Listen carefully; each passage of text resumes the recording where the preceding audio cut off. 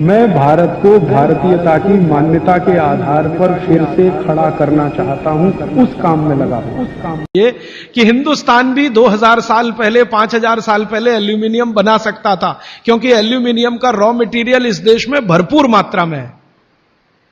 Bauxite, Hindustan में bauxite के खजाने भरे पड़े हैं। कर्नाटक बहुत बड़ा भंडार, तमिलनाडु, आंध्र प्रदेश बॉक्साइट के बड़े भंडार हैं। हम भी बना सकते थे, अगर बॉक्साइट है तो एल्यूमिनियम बनाना कोई मुश्किल काम नहीं है, लेकिन हमने नहीं बनाया क्योंकि उसकी जरूरत नहीं थी।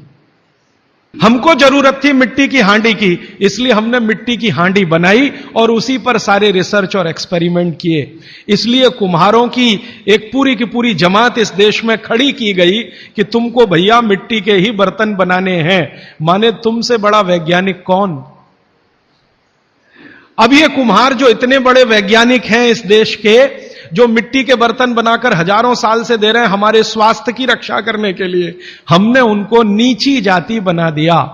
हम कैसे मूर्ख लोग! वो नीचे कहां है जरा बताइए। अगर प्रेशर कुकर की कंपनी जो बना रही है प्रेशर कुकर वो ऊंचा आदमी है, तो ये कुम्हार नीचा कैसे हो गया?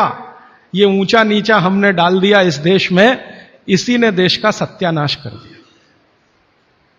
ये ऊंचा नीचा कुछ तो अंग्रेजों ने डाला, कुछ अंग्रेजों के पहले जो मुसलमान थे उन्होंने डाला, और कुछ अंग्रेज और मुसलमानों के जाने के बाद हम काले अंग्रेजों ने इसको ऐसा पक्का बना दिया कि कुम्हार इस देश में बैकवर्ड क्लास है।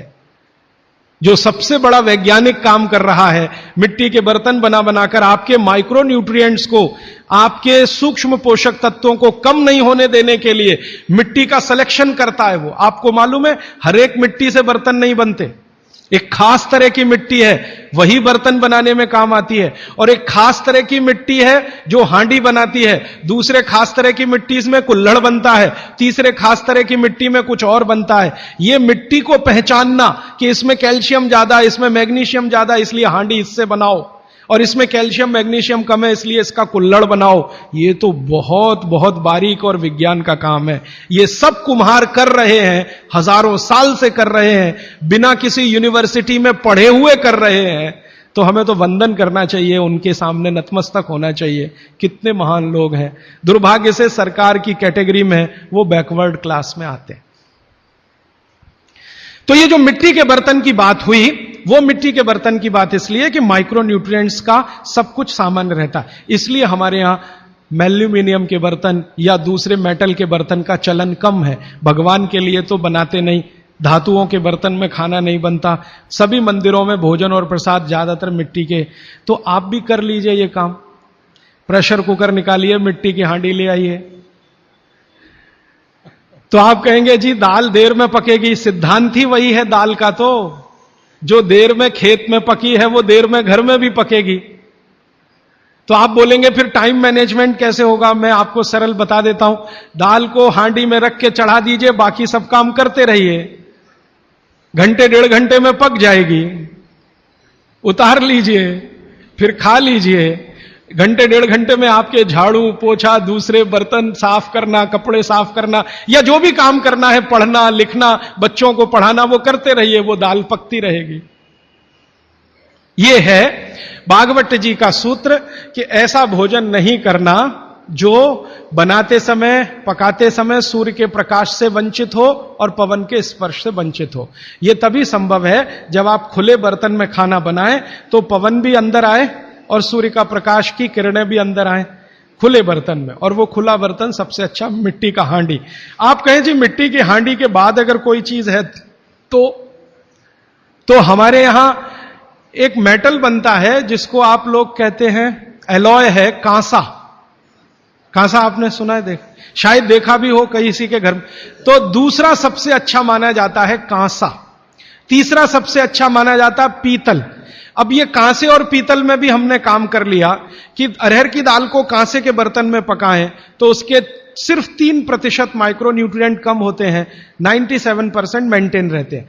पीतल के भगोने में पकाएं तो 7% कम होते हैं, 93% बचे रहते हैं। लेकिन प्रेशर कुकर में बनाएं तो सिर्फ 7% बचते हैं, बाकी खत्म होते हैं। अब आप तय कर लीजिए, आपको लाइफ में क्वालिटी चाहिए तो आपको मिट्टी की हांडी की तरफ ही जाना पड़ेगा। क्वालिटी ऑफ लाइफ की अगर बात आप करेंगे, माने जो खा रहे हैं वो पूरे शरीर में पोषकता दे, ये लाइफ की क्वालिटी की बात आप करेंगे, तो मिट्टी की हांडी की तरफ ही जाना पड़ेगा। माने भारत की तरफ वापस लौटना पड़ेगा इंडिया से। अभी हम हैं इंडिया में, जो बनाया अंग्रेजों ने या बना दिया अमरीकियों ने, इस इंडिया से निकल के भारत की यात्रा करनी पड़ेगी। और मैंने पिछले 1-2 वर्षों में ये बातें गांव-गांव में कहना शुरू किया है, तो इसका परिणाम पता है क्या, कि कुम्हारों की इज्जत बढ़ गई है गांव में। गांव वाले समझते हैं कि ये तो कोई बड़ा काम कर रहे हैं हमारे लिए। और मैं मानता हूं कि मेरे व्याख्यान की अगर कोई सार्थकता है तो वो ये कि कुम्हारों की इज्जत इतनी बढ़ जाए कि वो पंडितों के बराबर आ जाएं, क्योंकि वो किसी से नीचे नहीं है, क्योंकि वो किसी से छोटे नहीं है। भले वो मिट्टी के बर्तन बना रहे हैं, बहुत वैज्ञानिक काम वो कर रहे हैं। और मजे की बात कि वो हांडी बना के आपको 20-25 रुपए में ही दे रहे हैं, प्रेशर कुकर तो 250-300 रुपए का है। और सबसे मजे की बात कि ये हांडी जब खत्म होगी, माने इसकी लाइफ पूरी हो जाएगी, तो ये हांडी फिर मिट्टी में मिल जाएगी और फिर वही मिट्टी से हांडी बन जाएगी। दुनिया में ऐसी कोई वस्तु नहीं है। प्रेशर कुकर के बारे में तो नहीं कह सकते आप, बायोडिग्रेडेबल है। तो आप कोशिश करें अपने घर में थोड़ा परिवर्तन करें। अब मैं आखिरी बात जो आज की कह रहा हूं वो ये, मैंने पिछले 2 वर्षों में मैं होम्योपैथी की भी चिकित्सा करता हूं, तो बहुत सारे पेशेंट मुझे फोन करते हैं, राजीव भाई ये। तो मैंने कुछ पेशेंट को खास कर कहा कि देखो भैया, आपको मैं कोई दवा नहीं दूंगा। तो कहने लगे फिर बीमारी कैसे ठीक होगी? मैंने कहा एक ही काम करो, मिट्टी की दाल खाना शुरू करो, मिट्टी की हांडी में रखी हुई दाल खाना शुरू करो। चावल खाना है तो मिट्टी की हांडी का। कहने लगे राजीव भाई कौन करेगा ये सब? मैंने कहा आपकी बीवी करेगी या आप करोगे? अगर जिंदगी चाहिए तो झक मार के आप करोगे, नहीं तो अमेरिका जाओ, कनाडा जाओ, जर्मनी जाओ, लाखों रुपए खर्च करो, फिर भी झक मार के वापस आओ, डॉक्टर कहेगा इलाज नहीं है। तो आप देख लो, तो जो गंभीर मरीज हैं वो आप जानते हैं वो कुछ भी करेंगे जो आप कहेंगे। तो मेरे पास कुछ डायबिटीज के क्रोनिक पेशेंट हैं, बहुत क्रोनिक, जिनका यूनिट, शुगर यूनिट 480 के ऊपर है। ऐसे 100 से ज्यादा पेशेंट, कुछ गुजरात में है, कुछ राजस्थान में और कुछ बंबई में। मैंने उनको कहा ध्यान से मिट्टी का बर्तन ले आओ और शुरू करो। अब बर्तन लाने में तकलीफ हुई तो कुम्हार को ढूंढना पड़ा, तो लेकिन मिल गया। वो 8 से 9 महीना हो गया नियमित रूप से मिट्टी की दाल और मिट्टी का चावल, माने हांडी की दाल और हांडी का चावल, हांडी की खिचड़ी नियमित रूप से खा रहे हैं। और अब तो उन्होंने मिट्टी का तवा भी ले आया अपने घर में रोटी बनाने के लिए। बाजरे की रोटी बहुत अच्छी बनती है इस मिट्टी के तवे पे, तो रोटी भी उसी की खा रहे हैं। 8 महीने के बाद सबका शुगर टेस्ट किया है तो 480 यूनिट वाला अभी 180 यूनिट पे है, बिना किसी मेडिसिन के, बिना किसी इंजेक्शन के, बिना किसी टॉनिक के। और होम्योपैथी की कोई दवा नहीं दी मैंने उनको।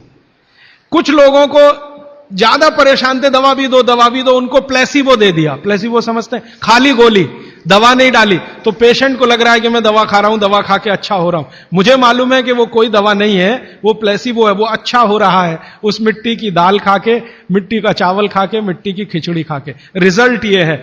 तब मैंने मान लिया कि बाघभट्ट सच में महान आदमी थे। वो एक सूत्र लिख गए कि आप ऐसा भोजन मत करो जिसमें सूर्य का प्रकाश ना जाए, पवन का स्पर्श ना हो।